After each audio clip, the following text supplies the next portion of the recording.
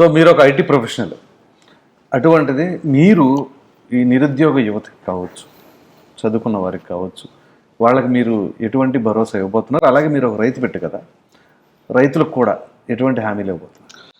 నేను రైతు బిడ్డని అనేది ఫస్ట్. అవును, బ్యాచిలర్ ఆఫ్ సైన్స్ చదివిన తర్వాత అవును. రైతు బిడ్డగా నాకు ఒంగోలు ఆవులు అంటే ఇష్టం. నాకు 6-7 తరాల నుంచి మా కుటుంబానికి ఆవులు ఉన్నాయి, ఒంగోలు ఆవులు ఉన్నాయి, గిత్తలు ఉన్నాయి, ఎడ్లు ఉన్నాయి. నేను పందిపెట్టులో కూడా ఒంగోలు జాతి పందాల్లో కూడా పాల్గొన్నా. ఆ వ్యసనం తీరిపోయింది. 2006 నుంచి 2011 5 జతల పందిపెట్లు మేపా. నాకు కారు కన్నా కాడెడ్లే ఇష్టం. ఆస్టన్ మార్టిన్ కారు కన్నా కూడా నాకు ఒంగోలు గిత్త ఇష్టం, ఒంగోలు ఆవే ఇష్టం. ఇప్పటికీ నా దగ్గర మా గ్రామంలో పెనమర్చిలో 20 ఆవులు మంచివి ఉంటాయి. మీరు చూస్తే వెళ్దాంటే ఒక తీసుకెళ్తాను మిమ్మల్ని కూడా ఎలక్షన్ అయినా. అలాగే కేడీసీసీ బ్యాంక్ చైర్మన్ జగన్మోహన్ రెడ్డిని ఓడిపోగానే చైర్మన్ ఇచ్చాడు. తర్వాత అతను తీసుకున్నాడు వైసీపీలోకి, నా ప్రత్యర్థిని. ఆ సంవత్సర కాలంలో 5,000 కోట్లు 9,000 కోట్లకి పెంచా. అలాగే 100 మందికి ప్రభుత్వ ఉద్యోగాలు ఇచ్చిన ఏకైక నాయకుడిని నేనే వైసీపీ ప్రభుత్వంలో. ప్రభుత్వ ఉద్యోగాలు బ్యాంకులో ఇచ్చా. 120 మందికి ఇంటర్న్షిప్, ఫస్ట్ టైం 115 ఏళ్ళ బ్యాంక్ చరిత్రలో చదువుకున్న పిల్లలకు 120 మందికి ఇంటర్న్షిప్ ఇచ్చా. ఆడపిల్ల పెళ్లికి, ఆడపిల్ల బంగారం కొనుక్కోవడానికి లోన్ ఇచ్చా. ఎకరానికి 6 లక్షలు డబ్బులు ఇచ్చా. పంట రుణాలు ఇచ్చే బ్యాంక్ని రైతు మిత్ర, రైతు నేస్తం అనే పథకం పెట్టి 10 లక్షలు 15 లక్షలు అట్లా డబ్బులు ఇచ్చా. ప్రతి రైతు సోదరుడికి 40 లక్షలు గరిష్టంగా అప్పు ఇచ్చా. ఎంప్లాయీస్కి 3 నెలలు బోనస్ ఇచ్చా. 15 కోట్ల లాభం ఉన్నదాన్ని 80 కోట్లు తీసుకెళ్ళా. అలాగే దేశంలో 600 జిల్లాలు ఉన్న ఈ భారతదేశంలో నెంబర్ 1 స్థానాన్ని తీసుకెళ్ళా. కేంద్ర ప్రభుత్వం మెచ్చుకుంది, కానీ రాష్ట్ర ప్రభుత్వం నన్ను ఎందుకో 12 మాసాల తర్వాత ఈ పదవి నుంచి కూడా తొలగించింది. రాష్ట్రంలో రాష్ట్ర ప్రభుత్వం ఒక మంచి అడ్మినిస్ట్రేషన్ చేసిన బ్యాంక్ చైర్మన్ నన్ను ఒక్కడినే తప్పించి మిగతా వాళ్ళందరికీ రెన్యువల్ చేసింది. ఇది తీవ్ర అవమానం కాదా వైసీపీ నాకు చేసిందని నేను సుస్పష్టంగా వైసీపీ పార్టీని జగన్మోహన్ రెడ్డిని అడుగుతున్నా. దేశంలో నెంబర్ 1 స్థానంలో పెడితే ఎవరైనా తీస్తారా బ్యాంక్ని?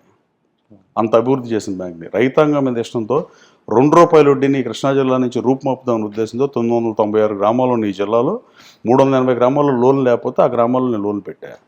అలాగే బ్రాంచ్లు పెట్టా. ఆర్బీఐకి లెటర్ రాశా. 3 గోల్డ్ లోన్ పెడితే ముత్తూట్ ఫైనాన్స్, మనపురం ఫైనాన్స్ లేపేద్దాం విజయవాడలో 60-70 పైసలకి లోన్ ఇచ్చి పేద బడుగు బలహీన వర్గాల వాళ్ళు బంగారం తాకట్టు పెడితే మన బ్యాంకులో పెట్టాలని చెప్పి లెటర్ రాస్తే దురదృష్టవశాత్తు నేను దిగిపోయినాక వచ్చింది అది. కేంద్రంలో దీనికి శాఖ లేదు, కోఆపరేటివ్ శాఖ లేదు కేంద్రం. కొత్తగా పెట్టారు 3 సంవత్సరాల క్రితం. దానికి అమిత్ షా ఇప్పుడు కోఆపరేటివ్ మినిస్టర్ సెంటర్లో. అతను డిసిసిబి చైర్మన్గా వచ్చాయంట. ఆయన సౌరాష్ట్ర నుంచో మరి గుజరాత్లో ఎక్కడి నుంచి గెలిచాడు తెలియదు నాకు. ఆయన కూడా ఈ చైర్మన్తో మీటింగ్ పెట్టమని అడిగా అంట నా బోర్డ్ ఆఫీసర్స్. దేశంలో 1 ఇయర్లో 43% గ్రోత్ తీసుకొచ్చాడు, లాభం 15 కోట్ల నుంచి 80 కోట్లకు పెంచాడు, ఏం స్కీములు పెట్టాడు, ఎలా ఇంప్లిమెంట్ చేశాడు, 100 ఉద్యోగాలు ఎలా ఇచ్చాడు. దేశంలో నెంబర్ 1 ప్లేస్కి ఆంధ్రప్రదేశ్ రాష్ట్రం నుంచి అలా వచ్చింది. అంతకుముందు సౌరాష్ట్రను గుజరాత్లో కోఆపరేటివ్ మంచిగా ఉంటుంది, మీకు తెలిసిన విషయం. అలా కరీంనగర్ కూడా చాలా మంచిది మన తెలంగాణ జిల్లాలో. సో పెడితే ఆ చైర్మన్ పదవులు లేడన్నారండి. అదేంటంటే ఎలక్టెడ్ ప్రెసిడెంట్ కాదండి, వాళ్ళు ఆంధ్రాలో ఎలక్షన్ జరపట్లేదు, నామినేట్కి కొట్టుకొచ్చారు. ఇప్పటికీ ఈ ప్రభుత్వానికి దమ్ము లేదు. కోఆపరేటివ్ ఎలక్షన్ పెట్టకుండానే ఈడ శకం ముగిసింది, ఈ 5 సంవత్సరాల పాలన ముగిసింది. ఇక 3వది ఉద్యోగాల గురించి అడిగారు. నేను ఓడిపోయిన తర్వాత జగన్మోహన్ రెడ్డి అమెరికా వెళ్తుంటే సీఎం గారు నన్ను రమ్మంటే జగన్మోహన్ రెడ్డి గారితో పాటు అమెరికా వెళ్ళా. అమెరికా వెళ్ళి ఆయన వచ్చేసి నేను ఆగి ఆర్కల్ కంపెనీకి రిప్రజెంటేషన్ ఇచ్చాను. సమీర్ అండ్ నాకు సీఈఓ పరిచయం ఉంటే మా కంపెనీ ఎంప్లాయీస్ని తీసుకెళ్ళి దాదాపు ఫ్లైట్ టికెట్లు ఏమన్నా డబ్బులు ఖర్చు అవుతాయి కదా, $37,000-38,000 ఖర్చు పెట్టి కాలిఫోర్నియా వెళ్ళి పవర్ పాయింట్ ప్రజెంటేషన్ ఇచ్చాం. వైజాగ్లో మీ ఆర్కల్ ఉంది, దాన్ని విజయవాడలో పెట్టండి, గన్నవరం ఎదురుగా మేము ల్యాండ్ ఇప్పిస్తాం, మీకు ఫ్రీ ల్యాండ్ ఇస్తాం, కంపెనీ పెట్టమని అడిగాం. ఆ డెలిగేషన్ అయిపోయిన తర్వాత అమెరికా నుంచి ఇండియా వచ్చా. తర్వాత నా ప్రత్యర్థిని అతను పార్టీలో చెప్తున్నాడు, నాకు ఇన్ఛార్జ్ పవర్ లేదు. ఇక నేను పవర్ లేకపోయినా నేను నా కార్యకర్తల కోసం జనరేటర్ మీద వాళ్ళని కాపాడుకున్నా తప్ప నేను ఇది చేయలేకపోయాను. ఇంకో డెలిగేషన్ పెట్టుకుంటే అరకలు తెచ్చేవాడిని. రేపు రాబోయే కాలంలో ఐటీకి ఇంపార్టెన్స్ ఇచ్చే చంద్రబాబు నాయుడు గారి నాయకత్వంలో, లోకేష్ బాబు నాయకత్వంలో ఐటీ పరిశ్రమలు తెచ్చి తీరుతా. ఎంఎన్సీ కంపెనీ ఒకటి 8% తీసుకొస్తా. 2 8% మల్లవల్లి పారిశ్రామిక కారిడార్లో 478 కంపెనీలకి దాదాపు 1300 ఎకరాలని చంద్రబాబు నాయుడు గారి ప్రభుత్వం 16.5 లక్షల రూపాయలకి మీలాంటి ఇండస్ట్రీస్లో ఔత్సాహిక పారిశ్రామికవేత్తలకు అలాట్ చేసింది. దాని జగన్మోహన్ రెడ్డి గారి ప్రభుత్వం 86 లక్షలు పెంచిన దుస్థితి. దాంట్లో పరిశ్రమలు ఏర్పాటు చేయట్లా. కేవలం 53 పరిశ్రమలు వచ్చినాయి 478లో. అట్లా అశోక్ లైలాండ్ ఒకటి, అది కూడా ఫంక్షన్ చేయట్లా. దాన్ని రీఫంక్షన్ చేపిస్తా, రీస్టోర్ చేపిస్తా. అలాగే రాబోయే కాలంలో 200 కంపెనీలు తీసుకొచ్చి మ్యానుఫ్యాక్చరింగ్ సెక్టర్లో కానీ ఏ సెక్టర్లో, మ్యానుఫ్యాక్చరింగ్ సెక్టరే అవుతుంది మోస్ట్ లైక్లీ, మల్లవల్లి పారిశ్రామిక కారిడార్లో పరిశ్రమలు ఏర్పాటు చేయించి ఎట్టి పరిస్థితుల్లో 20,000 మంది యువతకు ఉపాధి అవకాశాలు కల్పించి తీరతా. అలాగే మూడోది వీరపనగూడెం కూడా ఒక పారిశ్రామిక స్ట్రెచ్ చిన్నది ఉంది, దాంట్లో కొంచెం చేయగలిగిన మేరకు చేస్తా. ఈ కాన్స్టిట్యూన్సీలో నిరుద్యోగ యువతకు ఉపాధి అవకాశాలు కల్పిస్తాకి, పరిశ్రమలు తేటాకి నా స్నేహితులైన పారిశ్రామిక ఇక్కడ కంపెనీలు నెలకొని మంది కోరతా. ఈవెన్ అమెరికాలో ఉన్న ఐటీ కంపెనీలలో కూడా బ్యాక్ ఆఫీస్ అన్న గన్నవరంలో పెట్టించే దిశగా ఏర్పాటు చేస్తా. అలాంటి బ్యాక్ ఆఫీసులు గన్నవరం ఎయిర్పోర్ట్ ఎదురుగా పెట్టించి గన్నవరంలో కానీ ప్రసాదంపాడు దగ్గర నుంచి నా కాన్స్టిట్యూన్సీ రామర్పాడు దగ్గర నుంచి నైట్ ఆఫీసులు బ్యాక్ సపోర్ట్ ఐటీ ఆఫీస్ అన్నా కనీసం ఒక 50-60 అన్న కంపెనీలు తెస్తా. అలాగే రామర్పాడు దగ్గర రైతాంగానికి ఇష్టమని మీరు అన్నారు. నాకు రైతాంగం అంటే చాలా ఇష్టం. 6 కాలం కష్టపడే రైతు సోదరులకి చేయాల్సిన అవసరం లేదు. సెంట్రల్ బ్యాంక్ చైర్మన్గా ₹1,00,000 కౌలు రైతులకు కూడా చచ్చిపోయిన వాళ్ళకి ఎక్స్గ్రేషియా ఇచ్చా. ఎద్దు చచ్చిపోతే 25,000 ఇచ్చి చెప్పాలంటే మీ ఇంటర్వ్యూ 2-3 గంటలు పడుతుంది, అంత సమయం లేదు. కాబట్టి ఈ కృష్ణా జిల్లా రైతులు డెల్టా కాటన్ ద్వారా ఎలా ఏర్పడితే ఉపయోగపడిందో గన్నవరం ప్రజలకు కూడా నేను ఒకటే స్పష్టంగా చెబుతున్నా. ఏలూరు కెనాల్ మీద రామర్పాడు దగ్గర 4 అడుగులు వంతెన ఉంటుంది కట్టల మీద వెళ్ళటానికి. దాని స్థానంలో పెద్ద వంతెన నిర్మిస్తా.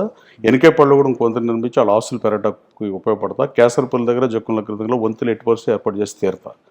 ఆ తర్వాత రైతు సోదరులకి ఇంకో దరిద్రం ఏంటంటే మా కాన్స్టిట్యూన్సీ దొంగల పట్టాలు ఇచ్చి గెలిచారు పోయినసారి నా మీద. అలాంటి దొంగల పట్టాలు మళ్ళీ ఇస్తాక రంగం సిద్ధం చేస్తున్నారు. దయచేసి గన్నవరం నియోజకవర్గ ప్రజలు మీ మీడియా ద్వారా విజ్ఞప్తి చేస్తున్నా, రెవెన్యూ అధికారులు కానీ, ఎంఆర్ఓలు కానీ, ఆర్డీఓలు కానీ, ఆర్ఐలు కానీ, విఆర్ఓలు కానీ, విఆర్ఈలు కానీ వీళ్ళు ఎవరైనా ఇస్తే పట్టాలు తీసుకోండి, చెక్ చేసుకోండి తప్ప ఈనాటి వైసీపీ నాయకులు ఎవరైనా తీసుకొస్తే అది దొంగ పట్టా అని గ్రహించండి. ఇళ్ల పట్టాలు ప్రభుత్వం పంపిణీ చేస్తుంది తప్ప పార్టీలు పంపిణీ చేయు. అది తెలుగుదేశం అయినా వైసీపీ అయినా. నా ఇంట వంట లేదు అట్టండి దరిద్ర పనులు చేయటం. నేను వచ్చిన తర్వాత 15,000 మంది నిరుపేదలైన అర్హులైన నిరుపేదలకి ఇళ్ల పట్టాలు ఇద్దామని చంద్రబాబు నాయుడు గారిని హామీ అడిగా. ఎట్టి పరిస్థితుల్లో హామీ ఇమ్మన్నారు. ప్రభుత్వం వచ్చిన 6 నుంచి 9 మాసాల్లో 15,000 మందికి నిరుపేదలకు ఇళ్ల పట్టాలు ఇవ్వటం ఖాయం. ఎట్టి పరిస్థితుల్లో ఇచ్చి తీరుతాం. అలాగే ఇంకోటి రైతాంగానికి ఇంకా చేయాల్సిన అవసరం ఉంది. 15,36,00,000తో చంద్రబాబు నాయుడు గారి ప్రభుత్వం పోలవరం కుడి కెనాల్ని ఏలూరు కెనాల్తో అనుసంధానం చేసే ప్రాజెక్టును తీసుకుంటే ఈ ప్రభుత్వం దాన్ని అటకెక్కించింది. దాన్ని కూడా రిజిస్టర్ చేస్తా. ఈ 6 సూపర్ 6గా నేను గన్నవరంకి ప్రకటించాను. బాబు గారు సూపర్ 6 లాగా గన్నవరం సూపర్ 6 ప్రకటించా. నేను మట్టి తోటకు, నా ఆస్తులు పెంచుకోవటాకు, పనికిమాల పనులు చేయటకు, అన్నదమ్ముల మధ్య విభేదాలు సృష్టించి చాలా ఆస్తులు తీసుకుని పంచాయతీలు చేసే క్యారెక్టర్ నాది కాదు. ఫణి యాదవ్ దగ్గర పొలం లాక్కునే టైప్ నేను పనులు చేయను. సూరంపల్లిలో రఘుబాబు పొలం 16 ఎకరాలు తీసుకున్న పరిస్థితి నియోజకవర్గంలో. ఈ నియోజకవర్గంలో జరిగిన అన్నిటినీ గత వైభవం గన్నవరంకి తెస్తాకే పనిచేస్తా తప్ప పనికిమాల పనులు చేయనని ఎట్టి పరిస్థితుల్లోనూ నేను మంచిగా చేస్తాకే రాజకీయాల్లోకి వచ్చా. డబ్బు సంపాదన ఏముంటే అమెరికాలో ఉండేవాడిని. డాలర్ సంపాదిస్తే $84 ఉన్నప్పుడు ఇక్కడికి వచ్చి పనికిమాల పనులు చేయాల్సిన అవసరం నాకు లేదు. నా మార్క్ అంటూ ఒక పేజీ అంటూ ఉంటుందని నేను గన్నవరంలో ఆ రోజు కేడీసీసీ బ్యాంక్ చైర్మన్గా పోటీ చేసినప్పుడు చెప్పా.